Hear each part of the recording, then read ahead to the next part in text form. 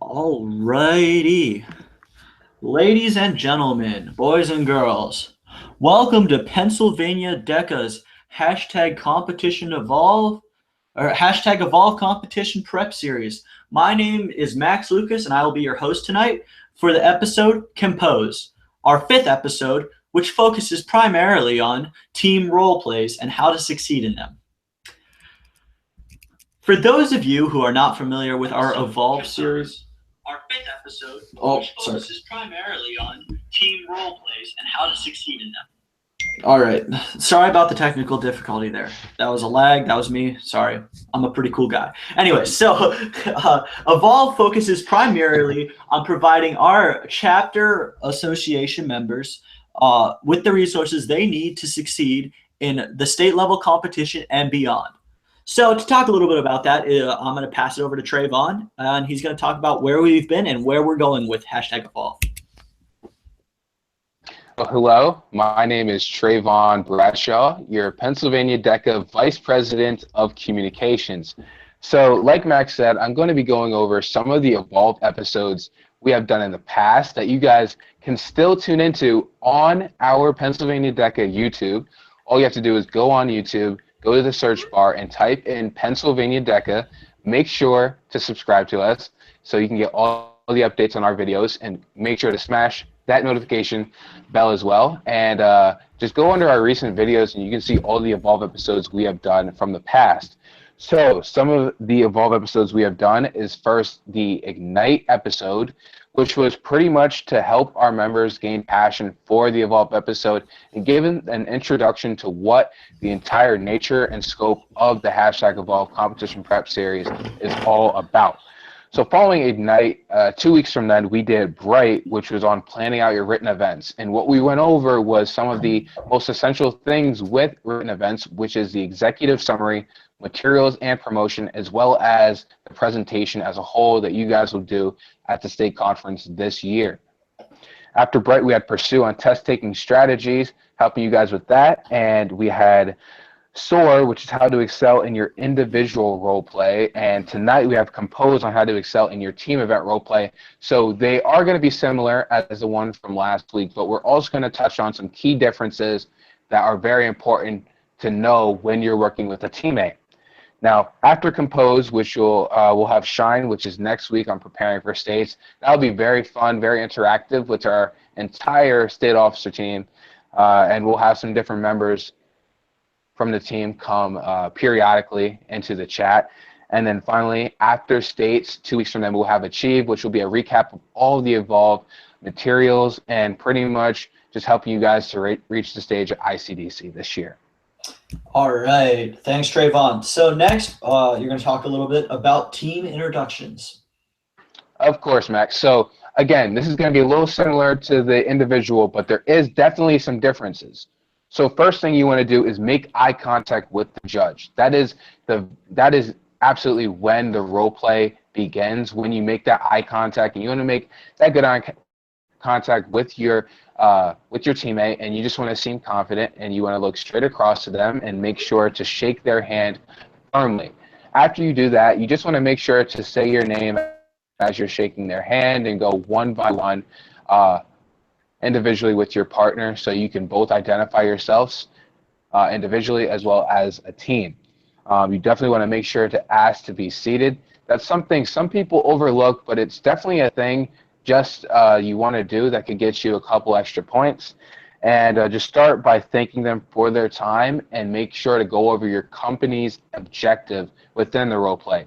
This just gives them an idea of where you're going with the role play, what ideas you're going to present to them, and you want to make sure to establish what your roles are. So definitely make sure to mention that while you're starting off. So let's say I'm the marketing specialist. I'm talking to the CEO of my company, and we manufacture a lot of different, we're a printing company, and we're in the city competing against another company. So you might say, hello, my name is Trayvon Bradshaw. It's very nice to meet you. I'm excited to share my ideas of promotion on how we can beat out our competition.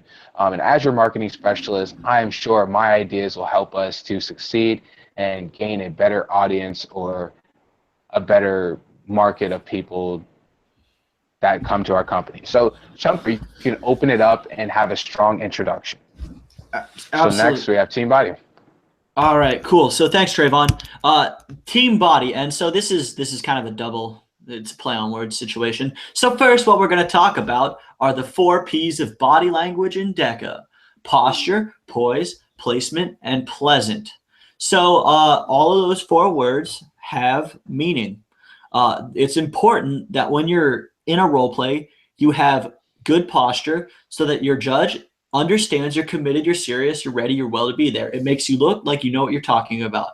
Also, it's important to be poised. Have a good poise on what you need to know how to do. Just be ready to enact all that wonderful business knowledge you've learned with DECA throughout the years. Also, placement. And so specifically placement of hands, but placement of body in general is key. The way you sit in the chair and the way you hold yourself and the place you put your hands and the way you entirely drape your body, every single part of it matters. And depending on the placement, you can affect the judge's idea and perception of you. So it is critical that you have a placement that shows that you're confident, but you're not overbearing and you're not timid. So you got to find the balance, and it's whatever's natural for you. But when you go into your role play, make sure that's something you do. So pleasant. So just be pleasant with your facial expressions, attitudes. That one explains itself. So there's also a 5th on written P, and this P is specifically for team role plays, and that would happen to be partnership. Now, the reason partnership matters in body language, I know that might sound kind of weird, but every good pair of DECA partners has the ability to communicate discreetly with each other in their role play without taking away from the stuff at hand. So when you and your partner are trying to figure something out, if you do it with a under the table knee nudge, or have a code word that you can work in that's not necessarily like very explicit, that like your judge wouldn't be able to tell it's a code word, or if you have like a thing like brush hair and your partner knows it. And so it's important to have that partnership knowledge for the team body language, because if you're able to communicate with each other through your body language while also communicating with your judge, you have a level up on all of your competition. So I encourage you to find your partner and practice with that. Next thing I'm going to talk about is the team conclusion. So as for anyone who was here last week, the best way for me to explain the team conclusion is it's almost identical to the individual conclusions. Just as it is with your team, your judge is going to see hundreds of students per day. And so maybe even they're just going to see a lot of students. That's a guarantee. So you need to make it memorable when you leave. Now, what does make it memorable mean? Sometimes people confuse what make it memorable means, and they'll go too far. They'll do a dance, or they'll sing, or they'll clap, or they'll do something silly like that. And as cute as that is, that's not what we're looking for in a professional business setting. So what you got to do is make sure that you follow standard conventions, but also aren't afraid to make a flair. So within the box, stay within the box, but make it as fun as possible. And also just always make sure to thank them for their time. Also make sure each person shakes each person's hand so that you can get out of there and have a serious professional situation. So next, I'm going to have Trayvon talk a little bit about writing your team role play. All right, guys. So like we've been saying throughout this entire series, there are some similarities to our previous episode and today. So like last time, we're going to be continuing with the folding method, just a little bit different with how you're going to be doing it. So you want to create 8 boxes on the scrap piece of paper that you are given as you're preparing for your role play during your prep time, right? So whether you want to draw those 8 boxes or you want to fold your paper so it forms those 8 boxes, that's what you want to start with. So you want to use that first box to kind of put the general information or facts of your role play.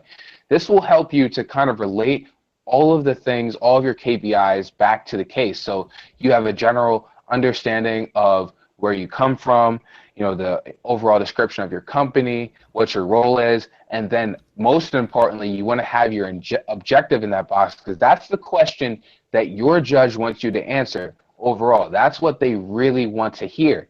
You know, sometimes it's a thing where you have to propose ideas to help your company become more profitable. There's all different types of scenarios, but whatever it is, you want to make sure in that first box you have a general description of your job, of your company, as well as the objective your judge is looking for. Now, following that, you have 7 other boxes, and you have 7 KPIs on a team event. So what you want to do is use those 7 boxes to map out what you're going to say for each KPI. What I recommend is that at the top, you write the title of whatever KPI it is, because as you're speaking to your judge, to make sure you get the maximum amount of points, or at least that you're judged on each KPI, you want to say what it is. So let's say it's explain the nature and scope of promotion in the marketing function. You want to say that first. So I want to explain the nature of promotion in the marketing function, and you'll pretty much go into it like that. So you make sure you don't miss it. And you want to make sure to have 3 bullet points, at least 3 within each box, so you can refer back to it. Just some kind of like key phrases or trigger words that you can use to kind of have your thoughts flow easier. And if you get lost, you can look at those as well. Yeah, absolutely.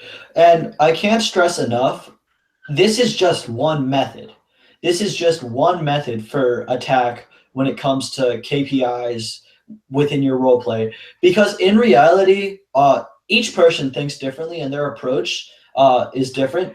Personally, I don't use this way. I know this is a very good way to work with a team that doesn't know each other very well, because it's clean, concise, and consistent.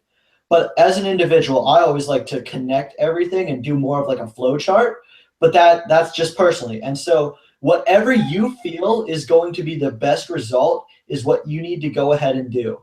Make sure it's organized and make sure it's interesting, but get creative and do what you think is going to be best. Mm-hmm. So next we're going to talk, yeah, go ahead. Yeah. All right, so I'll be going over the KPI breakdown and specifically what you have to do to get the maximum amount of points on your KPI. These are the things that your judge is looking for when you're trying to explain it. So first things first, I'll pretty much explain the 2 types of KPIs. There's action-related and there's actual descriptive KPIs where you have to make a defining remark.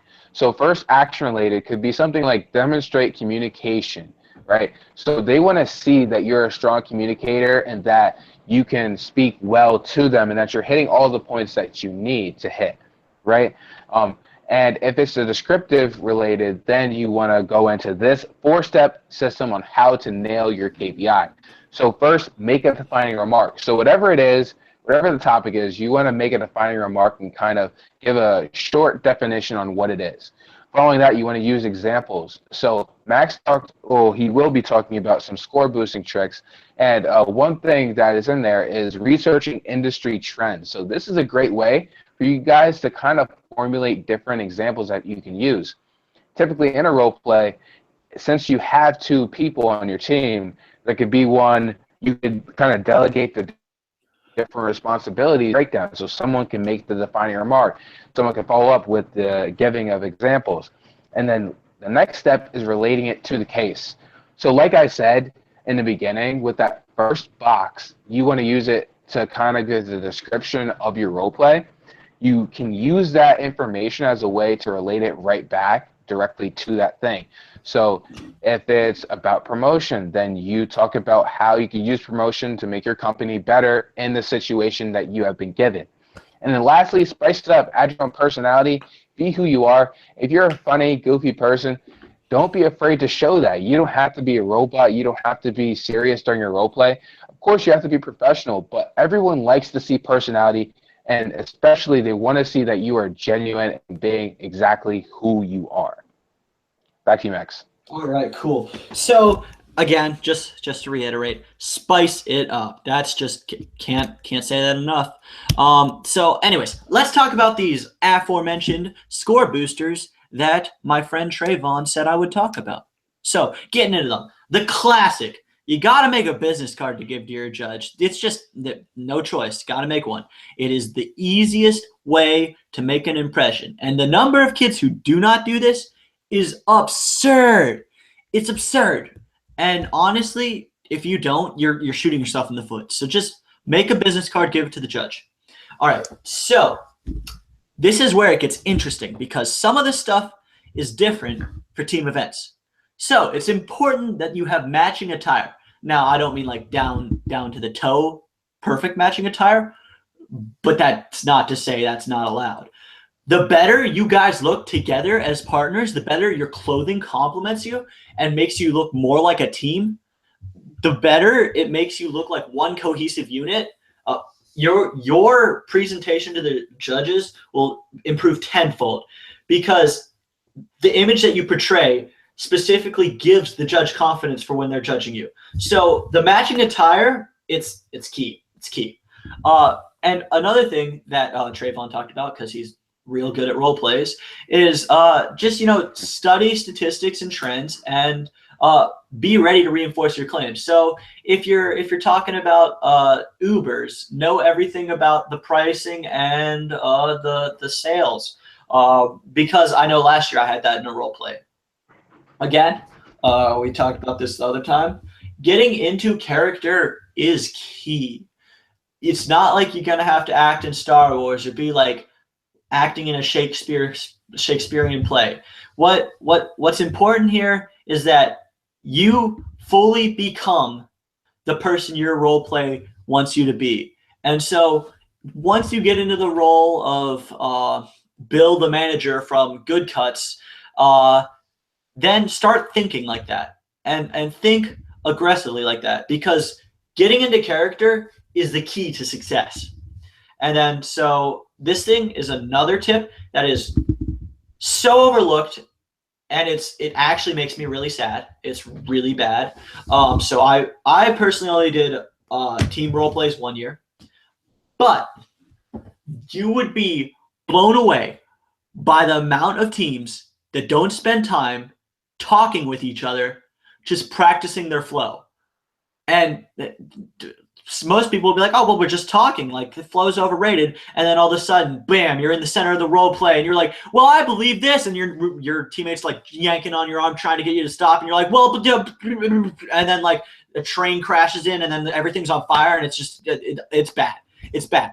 So just sit down with your partner, just have a conversation with them, and then just start talking and like see the different intricacies of their vernacular, and just like try and complement everything they do so that you guys seem a cohesive unit. I'm telling you, that is the key to success. It doesn't really matter how much you know your stuff. If you guys talk very well together, you're going to do better than almost all of the competition. So, oh yeah, next we're going to talk about the business vocab word of the week. So we got a little economic term here for those of you that are in the finance section and or business administration. So this may also just come up on your test, but marginal utility. And so marginal utility is by definition the digressing rate of utility that is derived from an addition of another singular unit. So I know for many people watching this, that sounds really boring and kind of pointless. The best way to explain it is to think of it like a pizza. The worth of one piece of pizza when you're really hungry is extremely high. But then after you've eaten that one piece of pizza, the worth to you of another piece of pizza is lower. And then that goes on, so forth. So for each piece of pizza, the worth of the slice is lesser. And so this is typically used in marketing strategies, and you can work it into your role play and just kind of talk about it a little bit. And I guarantee you whip out the term in front of your judge and explain it a little bit if it applies to your thing, and they'll be blown away and they'll be very, very, very, very impressed. So now comes the fun part. States is only 8 days away, and I'm going to let Trayvon talk about everything you need to know.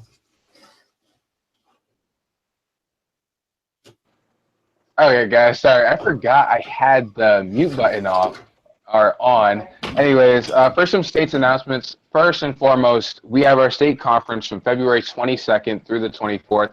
As you know, we're only 8 days until states, and actually an incredible thing that I found out while attending Drexel's collegiate mid-Atlantic competition was that Pennsylvania DECA has now reached its highest delegation at the state conference ever. So this is going to be the biggest state conference we have seen in all of PA DECA history, which is very exciting. We actually got word that not only the Hershey Lodge, not only the Comfort Inn is all booked up, but we will be moving some chapters into the illustrious Hershey Hotel, which overlooks the entire town of Hershey. So it's very exciting this year for any of you guys who are attending, and I hope you guys have a great time.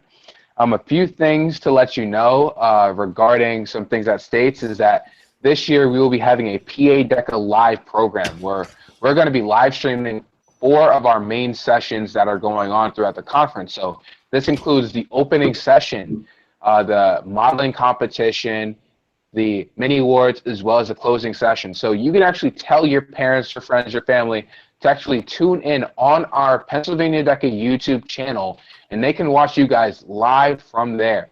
We'll have a link on our PA DECA website very shortly.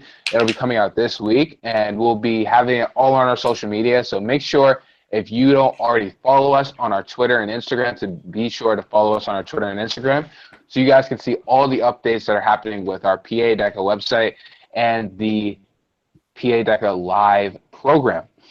Following that, we have the modeling competition. So our state director, Jerry DiGiovanni, needs our outfit descriptions due by 3 p.m. on January 21st. If you don't know, that is the day right before the state conference starts. I recommend getting it in sooner. That is actually February 21st. Just a quick fix. It says February. Sorry. February 21st. Not a big deal. Don't worry about it. Wow, I just realized that. Thank you for catching that, Max, because I was giving out some false information. But yeah, February 21st, the day before states at 3 p.m., you need to have your modeling descriptions in. As said in the flyer, make sure to make it unique and creative to you. I'm sure you guys will come up with some great stuff, and you'll see me in the modeling competition too, so it'll be a lot of fun. Strut his stuff. Yeah, Max will be in there too, so if you see us, make sure to say hi, and we're friendly, so yeah. All right, yeah, hashtag Evolve Squad, letting it out, hashtag Be Fearless. All right, so now comes my favorite part of the night, the fantastic, fun, free form question and answer session. So Trayvon, you got any cool questions you can hit me with? Yes, I did get a few submissions before we came on the chat, Max. So all right. The first thing we have is, how much should your team practice together? How much should you and your partner practice together as a team? All right, so I'm gonna quickly do something here, but as a rule of thumb, how much do you just give me an example of how much you think they should practice, just right off the top of your head, Trayvon? How long? I think, let's see. All right, I'll just give you a random number. 10 times. 10 times practicing together, doing different role plays and scenarios with each other. I just think that's very important to just get a good flow together as a team. You do have to do it consecutive amounts of times, and I recommend doing it with different types of judges so you guys prepare for any situation. But yeah, that's super important. I've done a team role play last year, and one thing that definitely came into play is that me and my teammate, we didn't do as well because we didn't understand our flow and our personalities, and it would have been better. So when one person is out of words to say, then the next person could know. It just had good flow back and forth, and it just seems just realistic and genuine, and that judge can tell you guys are both working together. One person doesn't want to talk more than the other. Yeah, exactly. You got to balance it out. And so one of the cool things that just give me a second here. I'm trying to find our chat so I can see what our audience viewers said. But basically, one of the cool things that is strictly related to practice is that there's never too much. So since there's never too much practice, it's important to realize that practice until you feel comfortable, and then practice more. That's generally a good mentality to keep. Just give me a second here. So Trayvon, if you have any other questions, we can go ahead. Yes, I actually do have a few other questions here, Max. So yeah, what's up? Next is, how do you split up the responsibilities in your role play? So I had kind of touched on this before with the KPI breakdown, but there's definitely some different things that you guys can do, different responsibilities you can take on that will help to lighten the load. Max, do you have anything like specifically from your experience that helped you and your teammate?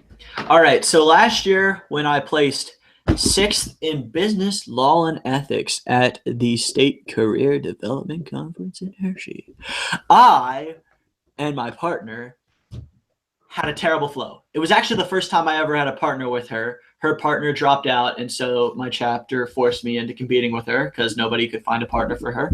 And so what we did, and what was really interesting, was when we were coming up with our plan and our tactic, we decided, all right, someone's going to be the numbers guy, someone's going to be the talking guy. So obviously I'm the talking guy because I'm talking to you right now. All I ever do is talk. I never shut up.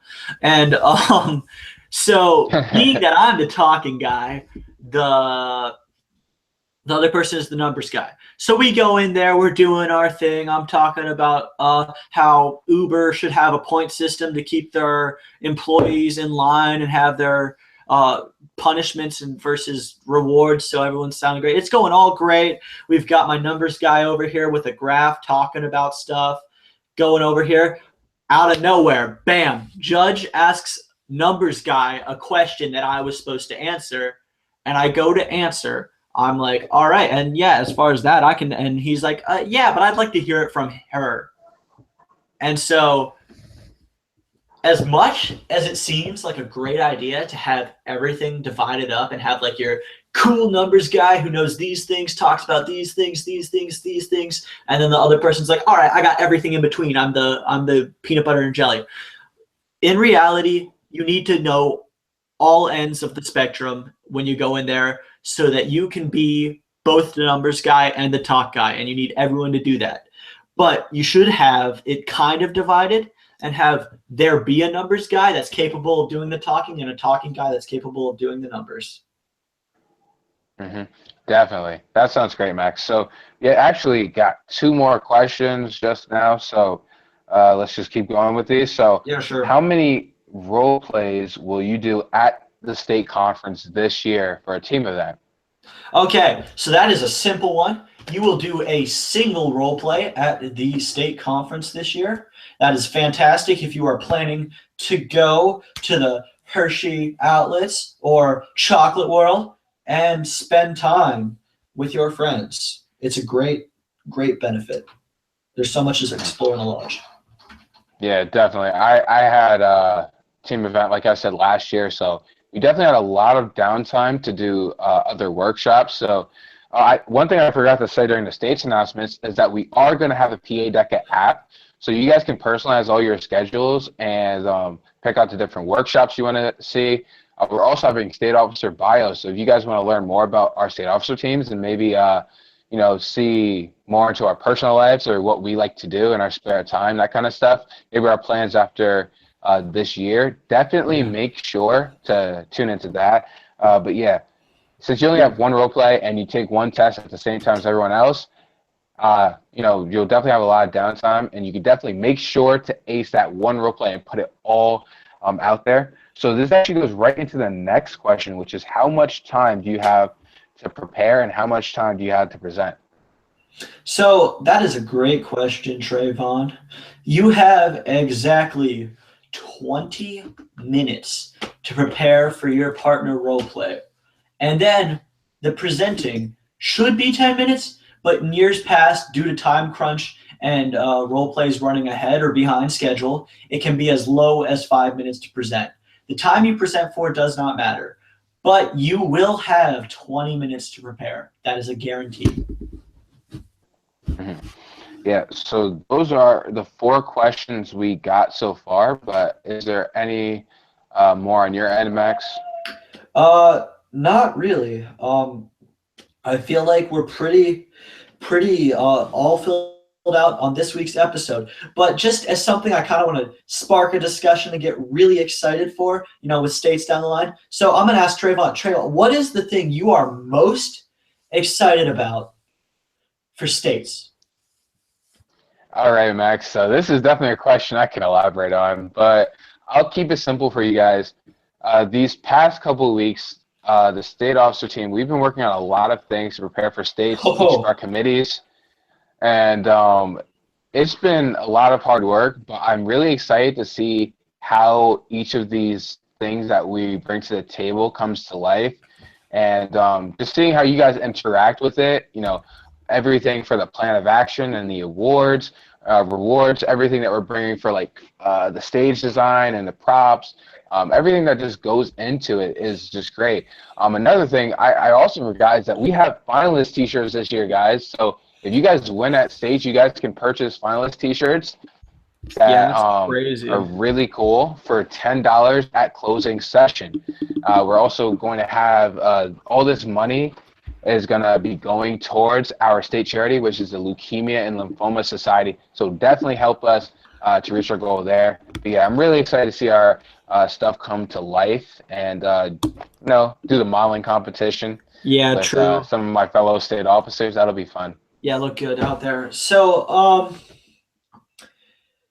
if I had to answer the same question, it would be a difficult one for me. I would say the thing I'm most excited about for this state conference is seeing all the hard work pay off. And I mean that in so many ways.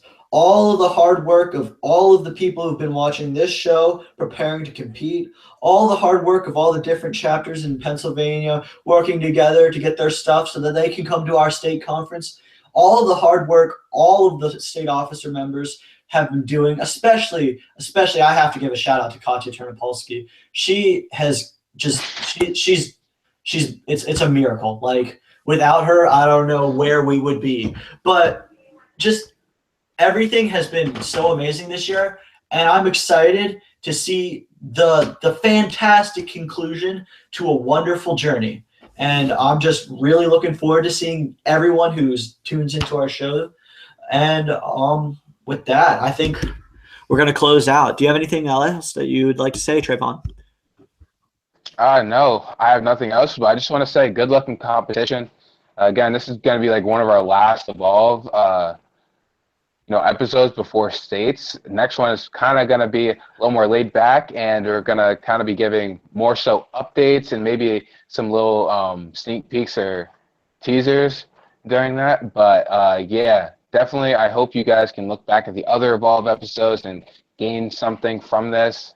And remember, you can always watch this later as well, or share this around your chapters and friends so they can watch it. Thank you guys so much. Yep, thank you. Good night.